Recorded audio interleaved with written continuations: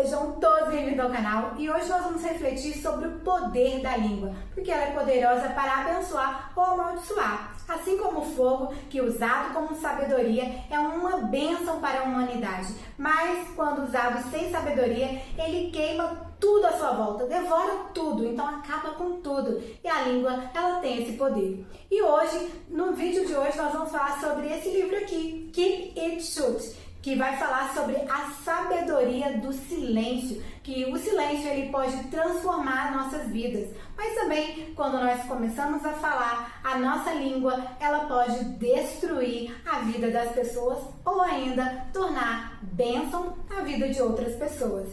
E a autora ela vai começar então em primeiro lugar falando desse comparativo, trazendo a língua como um fogo que devora, que amaldiçoa, que acaba com tudo, quando ele não é usado com sabedoria, conforme nós já falamos. Porque usado com sabedoria, o fogo é uma bênção, nos ajuda a cozinhar, traz claridade, né? E quantas outras coisas o fogo faz pra gente, aquece. São muitas as coisas para abençoar, mas ele tem esse poder também de acabar com tudo à sua volta, de destruir tudo. E assim é a língua. E a autora, para afirmar então essa analogia da língua como uma faísca de fogo, ela usa a Bíblia. Ela mostra através de versículos bíblicos que fala que a língua é um fogo, né? Que acaba, que devora com tudo.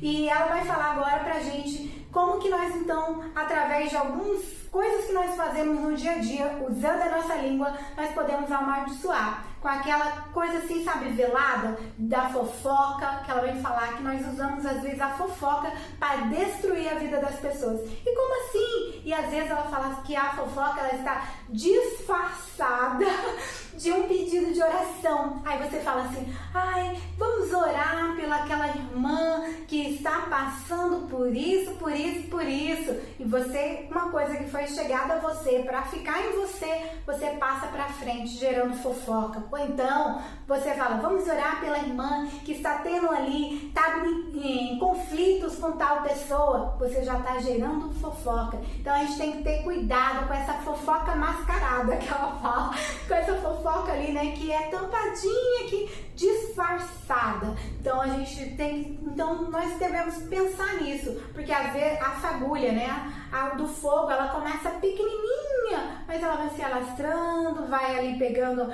outro, e quando você vê, gera um incêndio que está acabando com a floresta, está acabando com tudo à sua volta. E assim é a língua. Então esse órgão tão pequenininho, mas que tem um poder gigantesco de destruir relacionamentos, de destruir famílias, de destruir amizades, de destruir tudo à sua volta. E a autora fala que uma palavra lançada, ela não vai voltar mais, porque a palavra de Deus fala, né, que a Deus, ele fala assim, ó, que a palavra dele é lançada e ela não vai voltar vazia sem cumprir o seu efeito. E assim também é com a palavra ruim, que a gente sai falando por aí, lançando, ela vai sempre passando para frente, para frente, para frente, e aí é igual ao fogo, ela se alastra e devora, acaba com tudo. E às vezes você fala assim, não, mas isso, ou a mentira também, que você conta e acha que não, é só mentirinha. E a autora vai nos chamar a atenção para todos esses tipos de uso ruim da nossa língua e vai nos levar a entender o poder do silêncio, que muitas vezes você ficar calado é mais sábio do que você falar alguma coisa. E a autora, após fazer essa analogia da língua, do poder da língua com o poder do fogo, ela vai nos fazer entender como nós podemos então falar com sabedoria nas nossas interações diárias. Ela fala que o primeiro passo é você pensar antes de sair falando qualquer coisa. Pense, isso aqui vai ser benéfico para quem eu tô falando ou para outras pessoas? Porque às vezes você fala alguma coisa para uma pessoa, mas essa pessoa ela vai falar para outra, para outra, para outra, e não vai ser só maldição só na vida daquela pessoa que você falou, mas de várias outras pessoas. Então pense antes, isso vai abençoar? Isso vai amaldiçoar? Isso vai ser bom? Vai ser ruim? O que isso vai gerar nessa pessoa e em outras pessoas que ela pode falar. Então, sempre o primeiro passo é você quer falar ali, eu quero falar, você para e pensa sobre isso que você vai falar, se realmente vale a pena ser falado. E antes de sair falando aí impulsivamente, pare, como eu disse, para você parar, né? Pensar se vale a pena e também calar-se. É um tempo para você parar e orar, pedir ao Senhor que te instrua, porque muitas vezes a gente fala impulsivamente quando a gente está irado, está com raiva. A autora nos instrui e fala isso, né? Que muitas vezes a gente fala coisas, as palavras destruidoras é quando a gente está no auge ali da nossa, né, com raiva daquela pessoa, estamos chateados com algum tema, com alguma coisa, então a gente começa a falar palavras sem pensar, só vai jogando. E isso é maléfico. Então ela fala que quando você para pensar, esse tempo que você parou, ele também é para você orar e pedir para o Senhor sabedoria para você falar, se aquele tempo é o tempo de você falar, o que você deve falar, quando, né, falar e o que falar. Porque às vezes você não orou nem nada, você falou de tudo, mas se você esperar, orar, pedir sabedoria a Deus, aí o Senhor vai te orientar as palavras certas para falar, se você deve falar, o que você deve falar e quando você deve falar. Aí às vezes passou aquele turbilhão daquelas emoções afloradas, né, do nervoso, agora você vai falar com calma, com clareza, usando as palavras certas e assim as suas palavras serão usadas para edificar. Mas naquele momento, se você falasse no momento da ira, da raiva, você ia só amaldiçoar. Outro ponto interessante nas nossas interações diárias que a autora vai trazer aqui no livro é sobre a língua digital. Já ouviu falar sobre isso? Ainda não? Então vamos lá falar um pouquinho desse tema também. Que a autora fala que muitas vezes no mundo virtual você tem coragem para falar ali qualquer coisa, né? Digitar qualquer coisa. A língua virtual é os dedos aqui, os seus pensamentos, você vai ali, destila o que você quer, é no mundo virtual mesmo, e aí você vai lá e faz aquele post arrasador, faz aquele post com palavras negativas, difamando pessoas, mas é no mundo virtual, o que isso tem a ver? Mas a autora vai nos chamar a atenção, então, para o poder também da língua virtual. Você sim, do mesmo jeito que ao falar ali na ira, diante da pessoa aqui, né, na cara a cara, você também tem que pensar quando você vai publicar alguma coisa. Você tem que pensar quando você vai responder a um comentário que fizeram a seu respeito. Pode ser que aquela pessoa fez um comentário maldoso a seu respeito. Mas e será que vale a pena você retribuir da mesma forma? Então a autora vai nos levar a refletir sobre isso também. Que no meio virtual as pessoas elas se encorajam, que talvez no mundo real ela não falaria daquela forma, mas eu tô só escrevendo, eu estou aqui só, né, aqui no celular, isso aqui não vai trazer tanto impacto. Mas da mesma forma que no mundo real as palavras impactam, as palavras no mundo virtual, elas também têm o mesmo impacto de amaldiçoar, têm o mesmo impacto de trazer, né, coisas ruins, negatividade para a vida das pessoas. E você, como serva do Senhor Deus, que a autora vem nos falar, nos trazer a refletir sempre como servas de Deus, você agindo dessa forma, você está mostrando o amor de Jesus, que diz que você tem que perdoar aqueles que te ofendem? Então é sobre isso que a autora vai falar, então, desse ponto aí digital, dessa língua digital, que nós também devemos ter o mesmo cuidado,